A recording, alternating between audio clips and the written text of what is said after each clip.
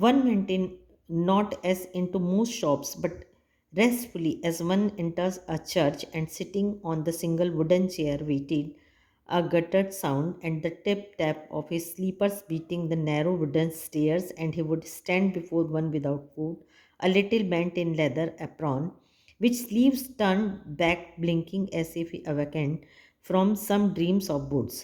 और उनकी जो जब हम शॉप में जाते थे तो एक ऐसा लगता था जैसे हम किसी चर्च या मंदिर में जा रहे हैं, और वहाँ बैठ के हम एक लकड़ी की चेयर में उनका इंतज़ार करते थे, और उनकी शॉप उनके ऊपर सीढ़ी में चढ़ने की शूज़ की आवाज़ आती थी, और पूरा जो उनकी शॉप थी उसमें चमड़े की स्मेल भरी हुई रहती थी। And I would say, how do you do mister Gessler, could you make me a pair of Russian leather boots.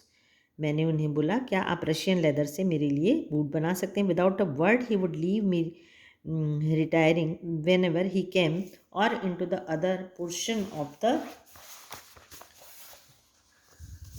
other portion of the shop, and I would continue to rest in the wooden chair, inhaling the incense of his trade. Soon he would come back, holding in his hand a piece of gold brown leather. With eye fixed on it, he would remark, "What a beautiful piece!" Piece matlab piece. When I too had admired it, he would speak again. "When do you want them?" matlab आप इसे कब चाहते हैं, want them.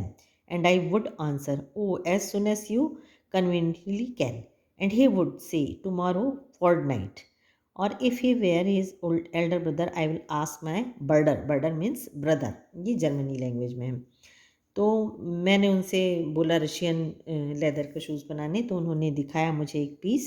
वो बहुत ही अच्छा टुकड़ा था, और उन्होंने पूछा कि तुम्हें कब तक चाहिए, तो मैंने बताया कि परसों तक के। तो वो बोलते हैं कि मैं अपने बड़े भाई से पूछकर बताता हूँ। Then I would murmur, "Thank you. Good morning, Mr. Gessler. Good morning," he would reply, still looking at the leather in his hand. And as I moved to the door, I would hear the tip tap of his slippers going up the stairs to his dream of boots.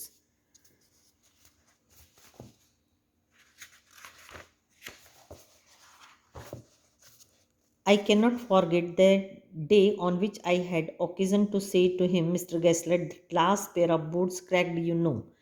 मुझे याद है कि मैंने उनसे कहा था कि जो आपने पिछला पेयर बनाया था शूज़ का, वो मुझे क्रैक हो गया है, टूट गया है। He looked at me for a time without replying, as if expecting me to withdraw or qualify the statement, then said, "it shouldn't have great." वो बोलते हैं कि वो कोई कंप्लेन नहीं करते, और बोलते हैं कि ऐसा नहीं हो सकता। "It didn't, I am afraid you got them wet before they found themselves." Means you got them, वो मुझे देना, और यदि मैं कुछ नहीं कर सका तो मैं तुम्हें पैसे लौटा दूंगा। I don't think so. At that, he lowered his eyes as if hunting for memory of those woods, and I felt sorry. I had mentioned this grave thing. "Send them back," he said. "I will look at them." "Zoom boots," he continued slowly, "are bad from breed. If I can do nothing with them, I take them off your bill." तो बोलते हैं कि वो उसको touch करके कि तुम्हें ये यहाँ पर तकलीफ़ देता होगा। Once only I went absent-mindedly into his shop in a pair of boots bought in an emergency at some large firm. He took my order without showing me any leather, and I could feel his eyes pretending in the inferior covering of my food. At last he said, "Thus are not my boots." तो वो मुझे याद आता है, writer कहता है कि ये जो मैंने बूट जिसकी कंप्लेन की थी, वो मैंने उस शॉप से नहीं खरीदी थी, बल्कि किसी बड़ी फर्म में, बड़ी शॉप से इमरजेंसी अचानक मुझे ज़रूरत पड़ी थी तब लिया था। और वो जो रहता है, मिस्टर गेस्लर रहते हैं, वो पहचान जाते हैं कि ये जो शूज़ हैं वो उनके बनाए हुए नहीं हैं, और वो बताते हैं कि ये जो आपने पहने हैं वो मुझे मेरे बनाए हुए नहीं हैं। The tone was not of anger not for sorrow, उनकी जो टोन थी बोलने की, ना तो गुस्से वाली थी ना दुख की थी, not even in contempt, but there was in it something quite that froze the blood. He put his hand down and pressed a finger on the place where the left boot was not quite comfortable. वो उस जगह पर उंगली रखते हैं जहाँ मेरा shoes मुझे कंफर्टेबल नहीं लगता था. It hurts you dear, he said.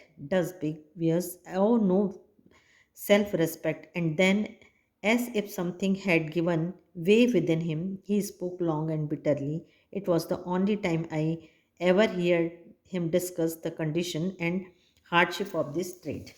उस समय वो अब पहली बार मैंने उन्हें उनके बिजनेस के बारे में बोलते सुना. They get it all, he said.